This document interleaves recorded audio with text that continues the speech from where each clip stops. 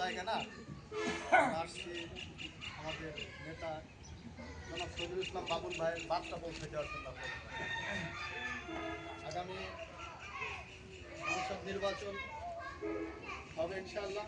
সেই নির্বাচনে জননেতা জনাব তারেক রহমান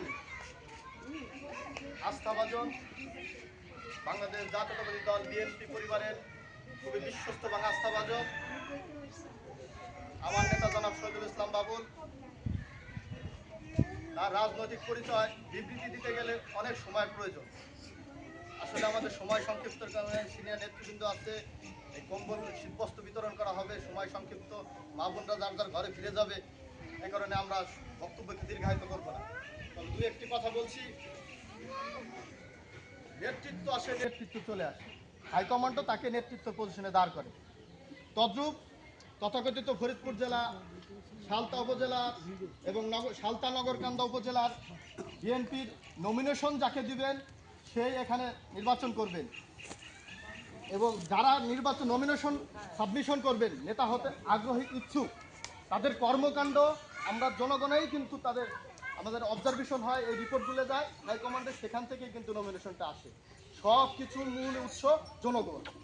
জনগণ যাকে সাবমিশন করে হাইকমান্ডও তার দিকে তাকায়। আমি আমার নেতা জনাব শহীদুল ইসলাম বাবুল ভাইয়ের কথা একবার তুচ্ছ করে বলতে পারি, আপনারা একদিন 1 মিনিট 1 সেকেন্ড যদি তার সাথে উঠা বসা করে থাকেন তাহলে আপনারা বুঝতে পারবেন শহীদুল ইসলাম বাবুল ভাই এই আসনের এমপি হবে ইনশাআল্লাহ।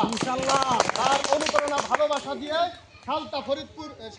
ফরিদপুর 2 আসন সালতা নগরকান্দাকে সে এই দেশের জনগণের পাশেই থাকবে ইনশাআল্লাহ। আপনার আর একটা কথা মনে রাখবেন, আমরা বিগত দিনে অনেক লোকে আছে, আমার সহযোদ্ধা বন্ধুরা হুমকি হামকি ধুমকি দিয়ে যাচ্ছে যে এই আসন নাকি কাউকে ইজারা দেওয়া হয়েছে। আসলে সেটা কিন্তু সঠিক নয়। এই আসন কাউকে ইজারা দেওয়া হয়নি। এই আসন শহীদুল ইসলাম বাবুল দেশনায়ক তারেক রহমান যাকে নমিনেশন করে এখানে পাঠাবেন সে এই আসনের এমপি হবেন। এই আসন কারো বাপ দাদার পৈতৃক সম্পদ না। শহীদুল ইসলাম বাবুলের ঘাঁটি হবে ইনশাআল্লাহ। সালতানগর কান্দার মাটি শহীদুল ইসলাম বাবুলের ঘাঁটি। সম্মানিত বন্ধুগণ, শুধু এই ঘাঁটিকে তার যতটুকু শ্রম মেধা প্রচেষ্টা আসছে তার মাধ্যমে আপনাদের কাছে আরো উন্নত বা আরো অন্য কোনো সামগ্রী নিয়ে আপনাদের মাঝে পৌঁছে দেব।